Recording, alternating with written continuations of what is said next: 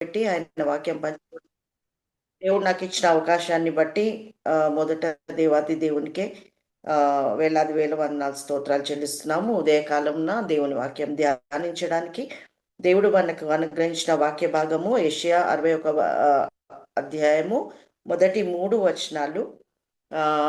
First of all I would like to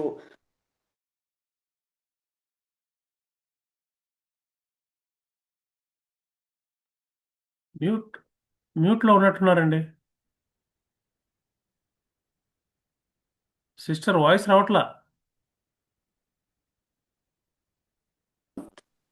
దేవుడు ప్రతి ఒక్కరికి మనకు అనుగ్రహించిన ఆధిక్యతను బట్టి దేవునికి స్తుతులు చెల్లిస్తున్నాను. దేవుడు మన పట్ల తన కలిగిన ఉద్దేశాన్ని, తన ప్రేమను ఈ క్రిస్మస్ ద్వారా మన జీవితాల్లో ఆయన వ్యక్తపరిచారు. ఆ ప్రేమను గురించి మరి ఒకసారి ధ్యానించడానికి దేవుడు నాకు ఇచ్చిన తలంపులు కొన్ని మీ మధ్య పంచుకోవడానికి నేను మీ ముందున్నాను.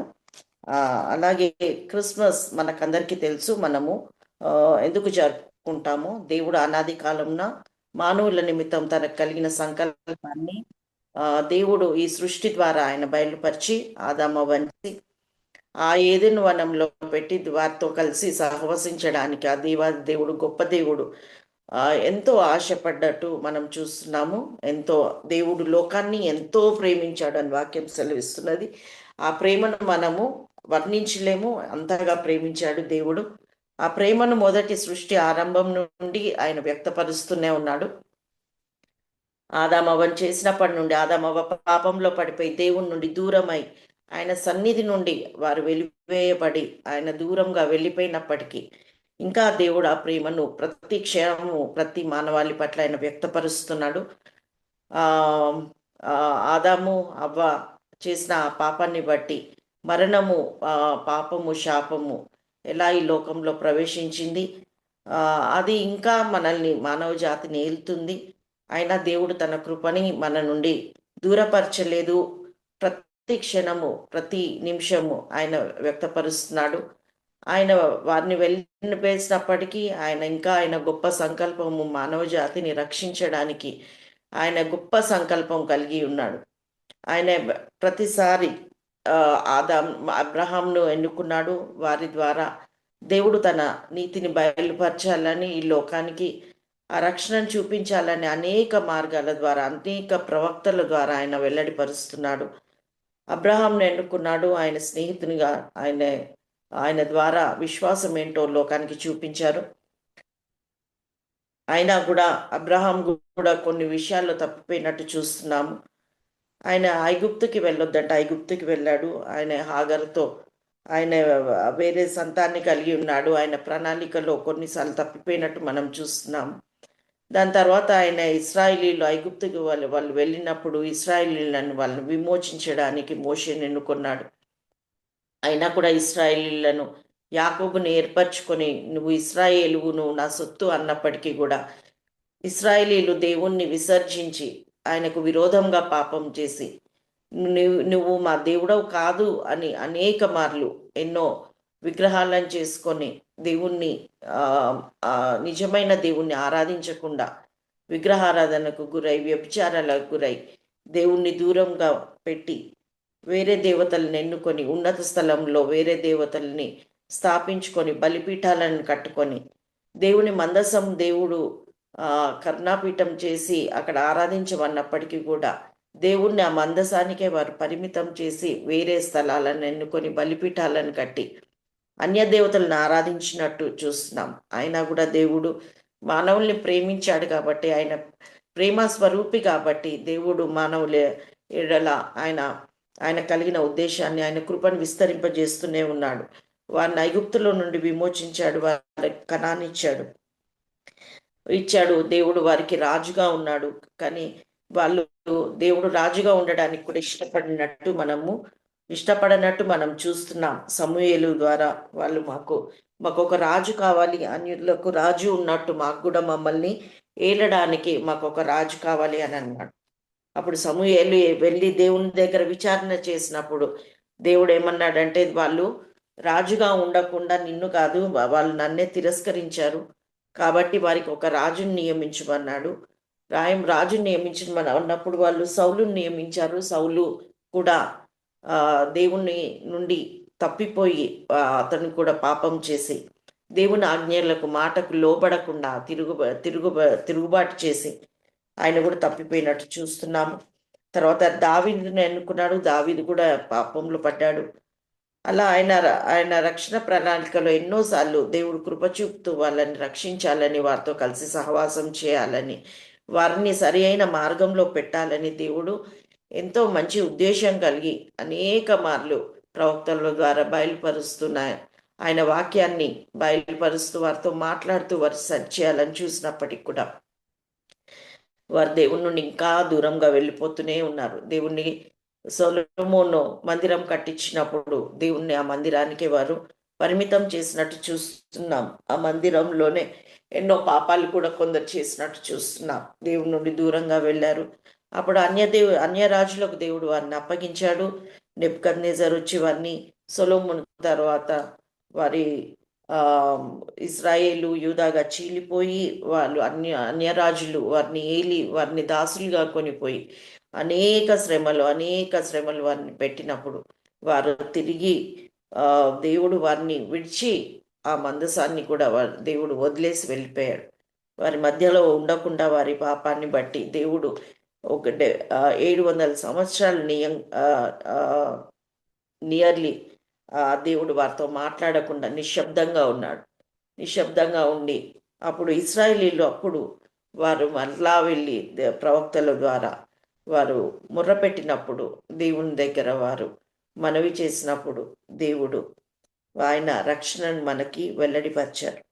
ఈ క్రిస్మస్ దినాన ఆ దేవుడు ఆయన ప్రేమను ఆయన మన పట్ల ఉన్న ఆయన శాశ్వత ప్రేమను ఆయన మన పట్ల వెల్లడిపరిచినట్టు మనము చూస్తున్నాం. అప్పటి వరకు అసలు వారు ఎంతో తిరుగుబాటు, మానవ జాతి ఎంతో భయంకరమైన పాపము, దేవుణ్ణి దేవునిగా వాళ్ళు విస్మరించారు. రాజుగా ఆయనను విస్మరించారు. నేను నీకు భర్తనై ఉన్నానంటే కాదు, నువ్వు కాదు మాకు భర్తవు అని వేరే వ్యభిచారంలో పడ్డారు. వ్యభిచారం చేశారు, విగ్రహారాధన చేశారు. చేయకూడని అనేకమైన ఘోరమైన పాపాలు మానవ జాతి. దేవుడు ఏర్పరచుకున్న ఇశ్రాయేలు కూడా, ఆయన ధర్మశాస్త్రాన్ని బయలుపరిచిన ఇశ్రాయేలు కూడా అనేక మార్లు తప్పిపోయినట్టు మనము చూస్తున్నాం. ఆ పాపము అప్పటి నుండి అనాది కాలం నుండి మనల్ని వెళ్తూనే ఉంది. ఈ క్రిస్మస్ దినాన దేవుడు ఆయన ప్రేమను వ్యక్తపరిచి ఆ గొప్ప దేవుడు, అతి పరిశుద్ధుడు, అతను పవిత్రుడు, కల్మషం లేనివాడు అని, ఆయన నిందారహితుడు అని, ఎంతో పరిశుద్ధుడు అని ఎల్లప్పుడూ దూతలతో పొగడపరిచిన ఆ దేవుడు ఒక నిస్సహాయ స్థితిలో ఒక బాలునిగా, ఒక కన్యా గర్భమందు అతడు ఒక అతడు నిస్సహాయ స్థితిలో మరియ గర్భంలో అతడు వెలిసి ఈ భూలోకంలో ఒక దీన స్థితిలో జన్మించినట్టు మనకు తెలుసు. ఆయన జన్మించి మనకి పాప విమోచన దయచేయడానికి, మన మానవ జాతిని రక్షించడానికి ఆయన ఇక్కడ ఉద్భవించినట్టు తెలుసు. మనం నిన్న అందరం సెలబ్రేట్ చేసుకున్నాం. కానీ ఈ క్రిస్మస్ ఎందుకు దేవుడు ఈ లోకానికి వచ్చాడు, ఎందుకు ఈ దేవుడు మరలా ఈ లోకంలో జన్మించవలసి వచ్చింది మానవుడిగా అంటే, దేవుణ్ణి ఒక మాట చెప్పాలంటే, దేవుడు ఆ మానవత్వాన్నే మనుషులు కోల్పోయారు. మానవులుగా చేసి ఆయన స్వరూపంలో చేసి ఆయన రూపంలో చేసి ఆయన గుణగణాలు దేవుడు మానవునికి అనుగ్రహించాడు. కానీ ఆ గుణగణాలన్నీ మానవుడు పోగొట్టుకొని ఒక పశువులాగా, ఒక మనిషికి ఉండే స్వభావాలు ఏవీ లేకుండా, దేవుని ప్రేమ స్వరూపి, ఆయన కృపగలవాడు, ఆయన కరుణా సంపన్నుడు అని ఆయనకున్న గుణాలన్నీ మానవునికి ఇస్తే అవన్నీ మర్చిపోయి మానవుడు దేవుని నుండి దూరంగా అయిపోయినప్పుడు తిరిగి ఎలా మానవుడు దేవుని రూపంలో ఆ గుణగణాలు కలిగి ఎలా జీవించగలడో చూపించడానికే దేవుడు ఈ లోకానికి వచ్చాడు. ఆయన తిరిగి మనకి అందరికీ ఎలా మానవులు ఎలా నీతిని అనుసరించి జీవించగలరో ఆయన చూపించడానికే మానవునిగా ఈ లోకానికి వచ్చారు. చెప్పాలంటే మానవులకు మానవత్వం అంటే ఏంటో చూపించడానికి ఆయన మొదటిగా ఈ లోకానికి వచ్చాడు. లోకానికి వచ్చి ఆయన నివసించిన 33 సంవత్సరాలు ఎంతో నీతిని అనుసరించి అతడు అనేక విషయాలు మన మధ్య ఉండి బోధిస్తూ, ఎందుకంటే దేవుడంటే ఎలా ఉంటాడో అప్పటి వరకు వాళ్ళందరూ మర్చిపోయారు. ధర్మశాస్త్రాన్ని ప్రవేశపెట్టినప్పటికీ ధర్మశాస్త్రం పాపం అంటే ఏదో చూపించగలిగింది కానీ అది పాపాన్ని మనిషి నుండి తీసివేయలేకపోయిందని మనకు రోమా 8 3వ వచనంలో దేవుడు సెలవిస్తున్నాడు. రోమా 8 3లో దేవుడు ఏమంటున్నాడంటే 2లో క్రీస్తు యేసునందు జీవమునిచ్చు ఆత్మ యొక్క నియమము పాపమరణముల నియమము నుండి నన్ను విడిపించెను. ఎట్లనగా ధర్మశాస్త్రము దేనిని చేయజాలకపోయినను దానిని దేవుడు చేసెను.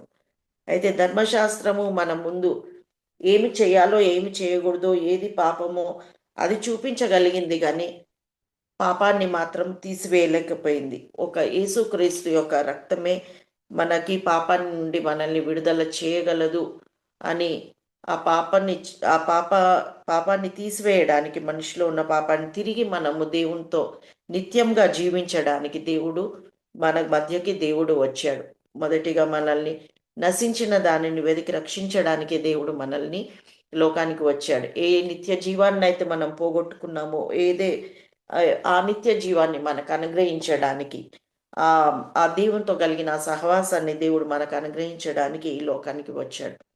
ఆ నశించిన నిత్య జీవాన్ని తిరిగి యేసుక్రీస్తు యందు మనం విశ్వాసం ఉంచుట ద్వారా మనము తిరిగి పొందుకోగలమని చెప్పడానికి దేవుడు ఈ లోకానికి వచ్చాడు. మానవులు ఎలా నివసించాలో, రెండవదిగా మానవులు ఈ లోకంలో ఎలా మానవత్వం కలిగి నివసించాలో అది చూపించడానికి దేవుడు ఈ లోకానికి వచ్చాడు. ఆయన ఈ లోకంలో నివసించినన్ని రోజులు ఆయన దీనులకు ఆయన చేసిన పనులు ఏంటంటే యెషయా 61 అధ్యాయంలో ఆయన వివరిస్తున్నారు. దీనులకు సువర్తమానం ప్రకటించుటకు యెహోవా నన్ను అభిషేకించెను. ఆయన దీనులకు సువర్తమానం, ఆయన ఉన్నన్ని రోజులు ఆయన సువర్తమానం ఆయన అందించాడు దీనులకి. ఆయన రాజ్యాన్ని గురించి ప్రకటించారు, రక్షణను గురించి ఆయన ప్రకటించారు. దీనులకు ఆ పేదవారిని ప్రేమించారు. నలిగిన హృదయం గలవారిని దృఢపరచుటకు, చెరలోనున్న వారికి విడుదలను, బంధింపబడిన వారికి విముక్తిని ప్రకటించుటకు, యెహోవా హితవత్సరమును మన దేవుని ప్రతిదండన దినమును ప్రకటించుటకును ఆయన వచ్చాడు. ఆయన ప్రతిదండన దినం రెండవ రాకడలో ఆ ఆ ఉగ్రత దినం గురించి ప్రకటించడానికి, దేవుని రక్షణ గురించి ప్రకటించడానికి, మారు మనసు గురించి ప్రకటించడానికి దేవుడు ఈ లోకానికి వచ్చాడు.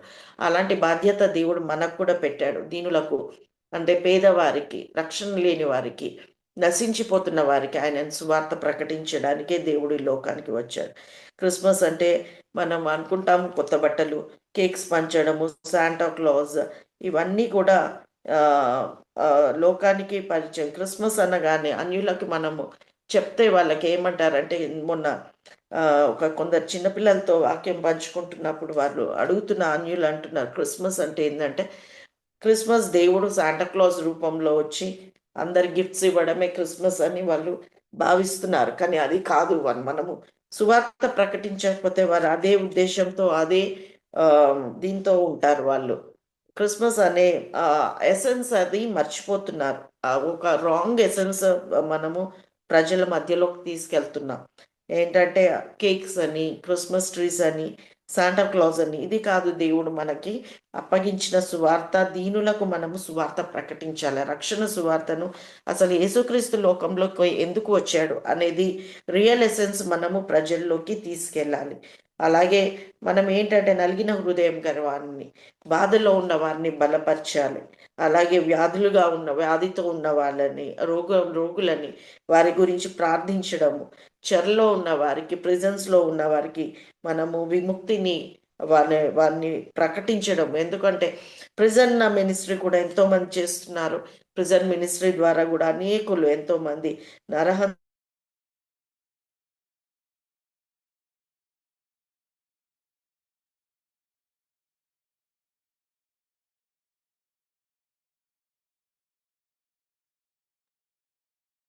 వాయిస్ రాయట్లేదు. వార్తను మనము మర్చిపోతున్నాం. దుఃఖంలో ఉన్న వారిని ఓదార్చాలి. అలాగే దుఃఖంలో ఉన్న వారికి సియోన్లో దుఃఖించి వారికి ఉల్లాస వస్త్రములు ధరింపజేయుటకు, బూడిదకు ప్రతిగా పూదండను, దుఃఖంలో ప్రతిగా ఆనంద తైలమును, భారభరితమైన ఆత్మకు ప్రతిగా స్తుతి వస్త్రములను వారికి ఇచ్చుటకు ఆయన నన్ను పంపియున్నాడు. ఆయన ఉన్న 33 సంవత్సరాలు యేసుక్రీస్తు ఈ ఈ పరిచర్యనే చేసినట్టు మనము వాక్యంలో చూస్తున్నాము. మనము సువార్తను అందించాలి, అలాగే దుఃఖంలో ఉన్న వారిని ఓదార్చాలి, పేదవారిని ఆదరించాలి, అలాగే వారికి ఈ రక్షణ సువార్తను ప్రకటించాలి. ఇదే మెయిన్ ఎసెన్స్గా మనకు ఉండాలి. మనము సెలబ్రేషన్స్ కానీ ఇవన్నీ చేసుకోవచ్చు, కానీ main Jesus is the reason for the Christmas అని, ఆయనే ఇది ఎందుకు వచ్చాడు అసలు ఈ లోకంలోకి అనేది అసలు క్రిస్టియన్సే ఆ మెయిన్ ఎసెన్స్ కొందరు మర్చిపోతున్నట్టుగా మనం చూస్తున్నాం. సో మనం main focus should be on Jesus. ఆయన ఎందుకు వచ్చాడు ఈ లోకం, ఏం ప్రకటించడానికి వచ్చాడు, ఏం చేయడానికి వచ్చాడు అనేది ప్రకటించడమే రియల్ క్రిస్మస్. అలాగే క్రిస్మస్లో ఉన్న ఎసెన్స్ ఇతరులతో మనము పంచుకుంటూ ఆయన రాకడ గురించి ప్రకటిస్తూ అనేకులను ఆయన వైపు త్రిప్పువారంగా మనము ఉండాలి. ఆయన రెండవ రాకడ గురించి, ఆయన ఉగ్రత దినం గురించి కూడా మనం ఇతరులకు ప్రకటించాలని వాక్యము సెలవిస్తుంది. ఎందుకంటే ఆయన లోకంలో దేవుడు ఉన్నాడన్న సమాచారం మనుషులకు అసలు వినబడలేదు అని 64వ అధ్యాయంలో చెప్పబడి ఉంది. 64వ అధ్యాయము 4వ వచనంలో, తన కొరకు కనిపెట్టు వారి విషయమై నీవు తప్ప తన కార్యం సఫలం చేయు మరి ఏ దేవుని ఎవడు ఏ కాలంలో చూచి ఉండలేదు, అట్టి దేవుడు కలడన్న సమాచారము మనుషులకు వినబడలేదు. అయితే మనుషులకి ఆయనను తెలుసుకున్న వారికి తప్పితే దేవుడు అంటే ఏంటి అని వాళ్ళ ఆలోచన ప్రకారము వాళ్ళు ఆరాధించడం తప్పితే నిజమైన దేవుడు ఎవరు అనేది మాత్రం ఎవ్వరికీ ఆలోచన లేదు, వారు చూడలేదు, వాళ్ళకి అలాంటి సమాచారం కూడా తెలిసి ఉండలేదు. వేరే మతాల గురించి మనం ఆలోచిస్తే వాళ్ళు ఊహాగానాలని బట్టి అనేకమైన కథలల్లి వాళ్ళు అనేక విధాలుగా ఆరాధిస్తున్నారు, కానీ అసలు నిజమైన దేవుడు ఎవరు అని వాళ్ళకి ఎవ్వరికీ అవగాహన లేదు వాళ్ళకి. అయితే క్రిస్మస్ ఈ సీజన్లో మనం దేవుని గురించి, అసలు ఆయన ప్రణాళిక గురించి, మానవుల పట్ల ఆయనకున్న ప్రేమ గురించి మనము చెప్పడమే మనకు దేవుడు అనుగ్రహించిన క్రిస్మస్. ఈ సెలబ్రేషన్స్ దేవుడు ఎప్పుడు ఆశించలేదు. ఈ సెలబ్రేషన్స్ ముసుగులో దేవుడు అసలు ఎసెన్స్ని మర్చిపోతున్నాం. కాబట్టి ఒకవేళ మనం దేవునికి, ఇతరులకు దేవుని గూర్చిన ఈ సమాచారము మనం అందించకపోతే అది రియల్ క్రిస్మస్ అసలు కానే కాదు. మనం ఎంత చేసినా కూడా మనము ఆ ఎసెన్స్, మనము దేవుని ఆ ప్రణాళికను ఇతరులతో పంచుకోకపోతే, ఆయన ప్రేమను గురించి, ఆయన కృపను గురించి, ఆయన రాకడను గురించి, ఆయన ఉగ్రత దినం గురించి మనం ఇతరులకు బోధించి వారిని మనం ఎన్లైటన్ చేయకపోతే దాన్ని మనము నిజమైన మనం క్రైస్తవులము కానే కాము.